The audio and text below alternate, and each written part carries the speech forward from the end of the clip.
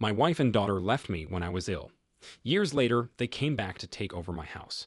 But let's start from the beginning. Initially, I received a diagnosis of advanced Hodgkin's lymphoma, which was surprising. I had always led an active lifestyle, maintained a healthy diet, and consistently attended my annual doctor's appointments.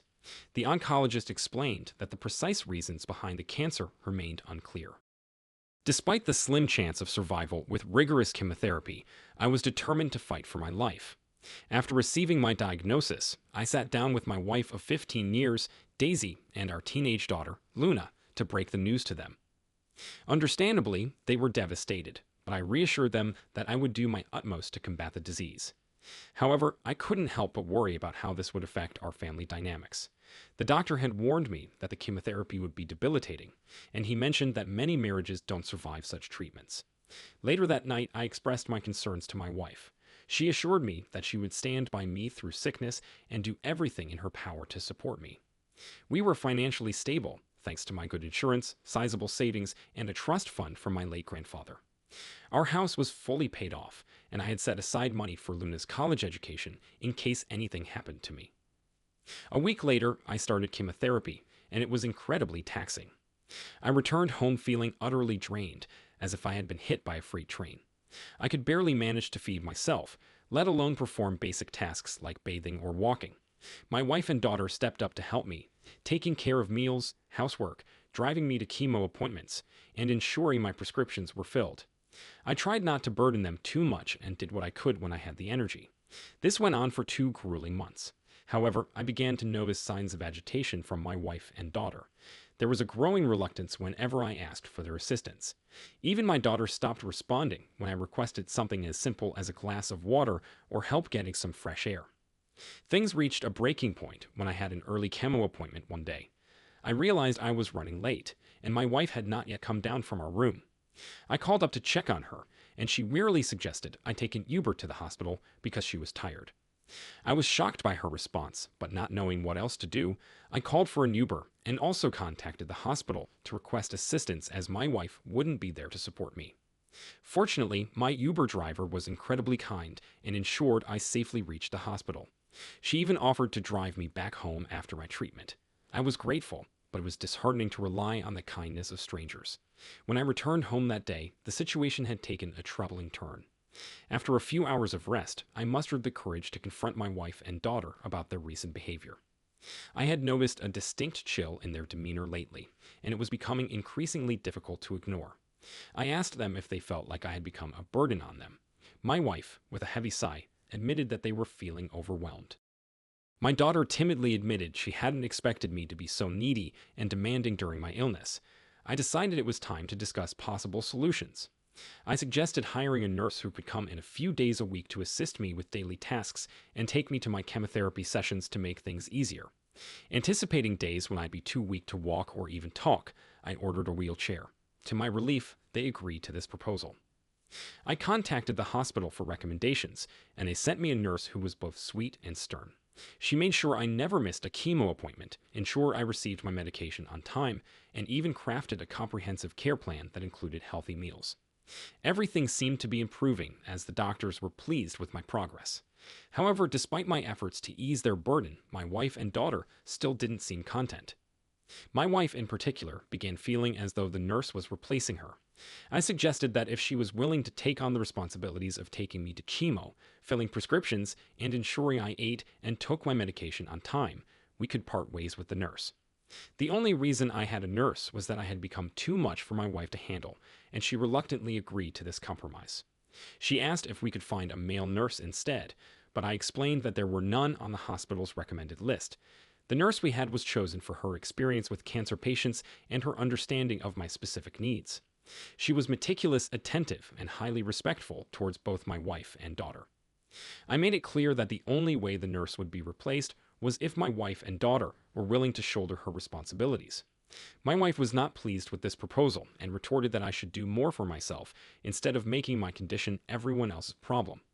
I tried to reason with her, explaining that there were days when I could barely lift my head, let alone stand up. The chemotherapy had taken a severe toll on my body.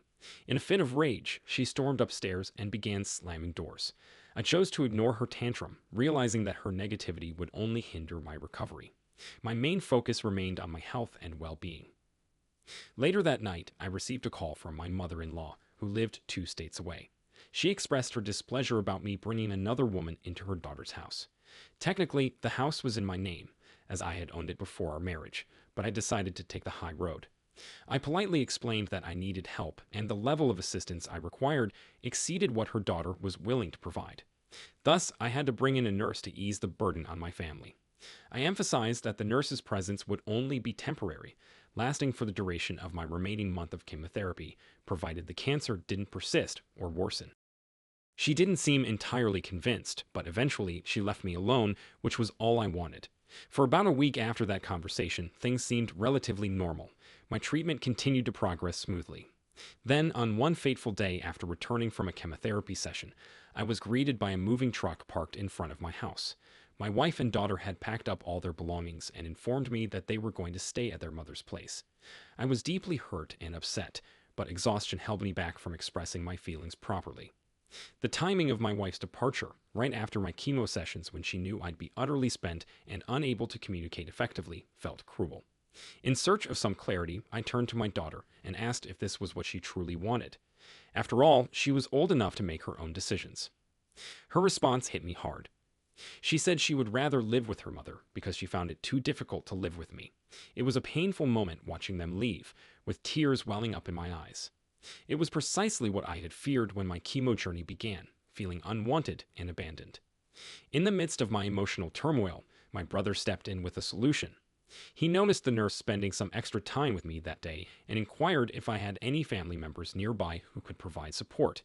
My brother lived 3 hours away and had 2 young children of his own, but he generously offered to take time off from work to stay with me until I could find a more permanent arrangement.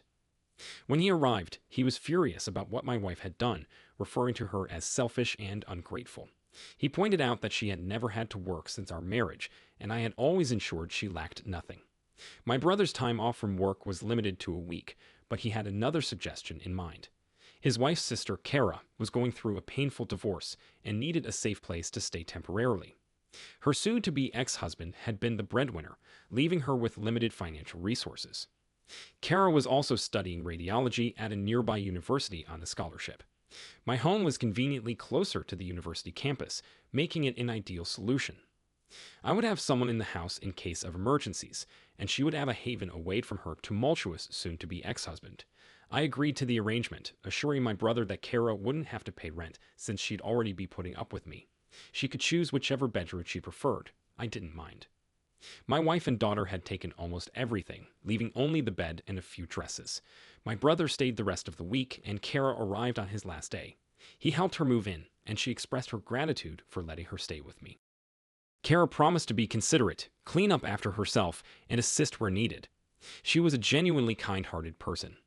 I explained to her that she wouldn't have to do too much since my nurse would now be coming in 7 days a week instead of the previous 4. I bid farewell to my brother and helped Kara settle in as best as I could. In the weeks that followed, things went relatively smoothly. I missed my wife and daughter, but it appeared that I was the only one feeling that way because they didn't even bother to call or check up on me. Kara's presence proved to be a tremendous help. She took care of grocery shopping, handled most of the cleaning, and even assisted with meal preparation. Throughout this time, she never uttered a single complaint. About a month and a half after my wife's departure, I received the news that I was cancer-free, a momentous occasion celebrated by ringing the bell at the hospital. My nurse asked me what I wanted to do next, now that I was essentially cured. My immediate decision was to file for a unilateral divorce, freeing myself from a marriage that had proven to be unsupportive during my challenging journey.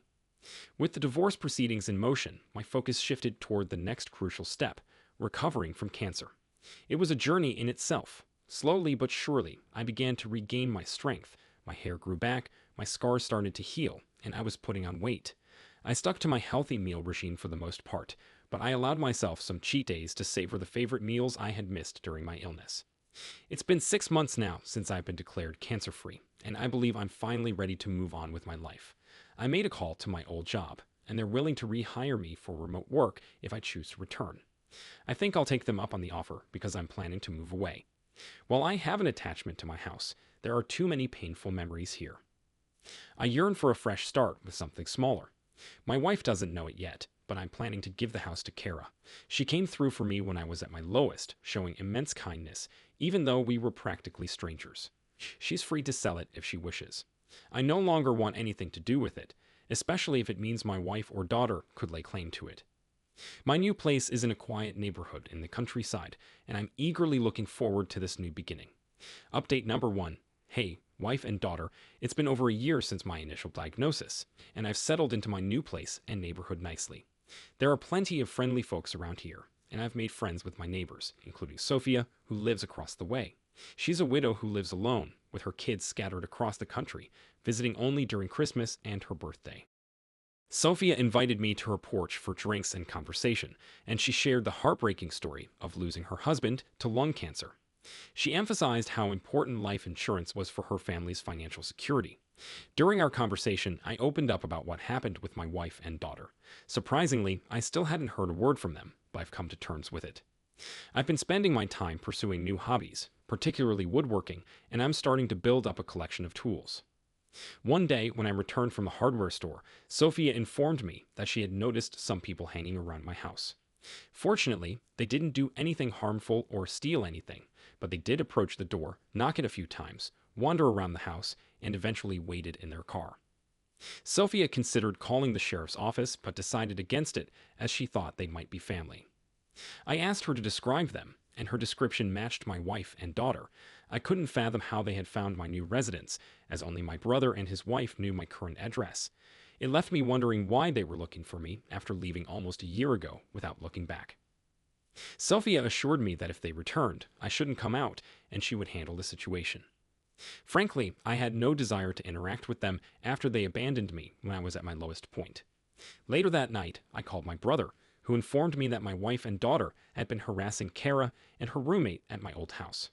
Fortunately, Kara had documented proof that the house was now in her name, and she had explained that she had bought it for me, a smart move on her part. I felt bad that Kara had to go through this ordeal because of my family, so I called her directly to apologize. Hopefully, the next time they come around, I can resolve the situation for good. As for my wife, I'm not sure if she's aware of the unilateral divorce. My lawyer sent a copy to her mother's house, but it's possible they mistook it for junk mail. Regardless, I've reached a point where I no longer care. She and I are no more. Update number 2. My wife and daughter showed up at the house again, but this time it was earlier in the day while I was working. I heard the knock and decided to check the security cameras, and sure enough, it was them. My ex-wife looked just as I remembered her, but Luna had grown significantly. She was practically a young woman now. I followed the plan Sophia and I had discussed, staying inside but moving closer to the door to hear them better.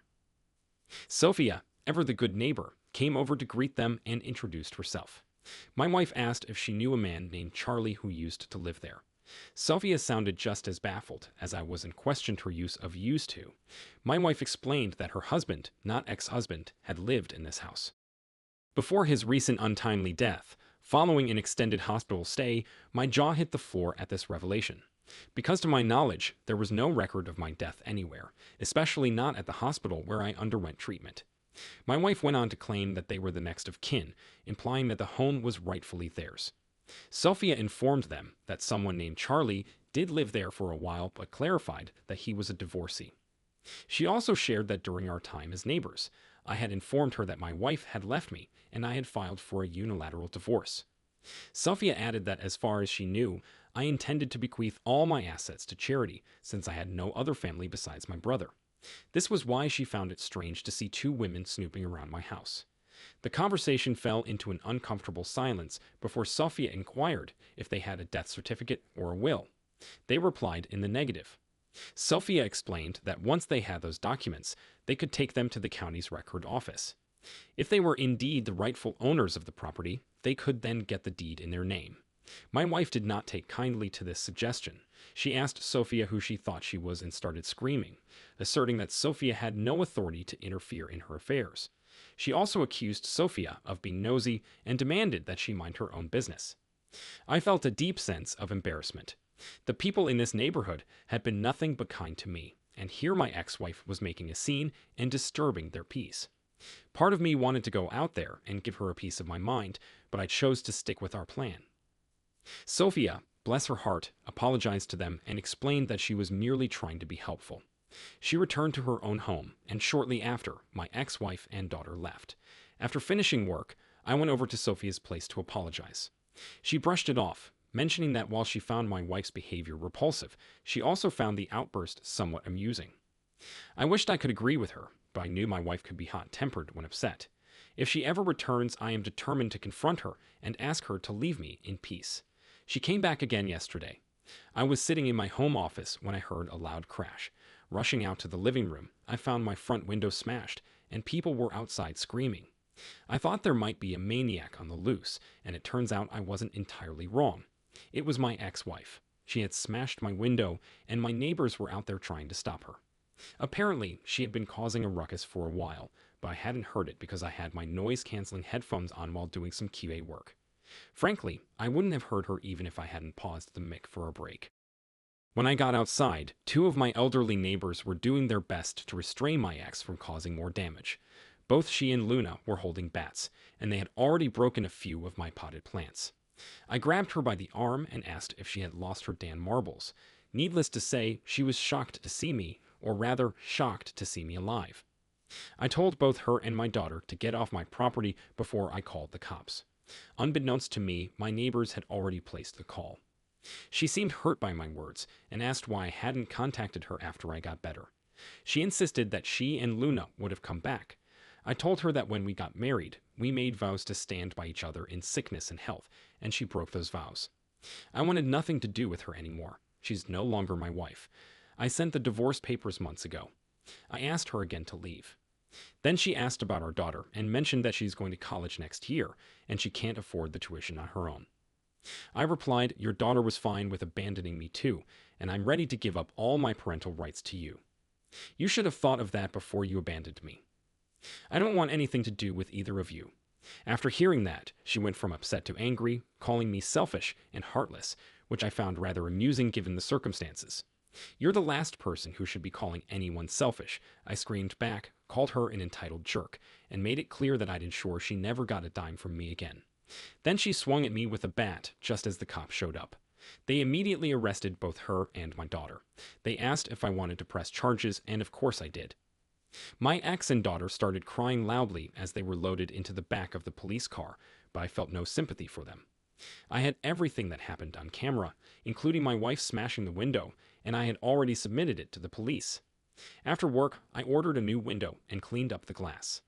Someone will be coming to deal with it tomorrow, but for now, a rigged-up tarp is keeping out the elements. Sophia gave me some buckets to put my plants in until I can replace the pots. Curious about what had brought my ex-wife back, I did some digging. It turns out her mom passed away 2 months ago, and they found out that the house they had been staying in didn't belong to her or her husband. It belonged to his cousin. The cousin decided to kick them out because he wanted to sell it. With both of my ex-wife's parents now gone, she and our daughter sold most of their parents' belongings and had been living in a motel for a while. When they came back to our old home and saw Kara there, they assumed I had died and went snooping around for recordings of my assets and purchases, which is how they found me. Regardless, they're facing charges of vandalism, attempted break-in, and attempted assault. Since Luna is a minor, she's receiving community service, but my ex-wife is facing time behind bars, as this was clearly premeditated. I'm considering obtaining a restraining order as well. At least for now, I won't have to worry about her for a good long while.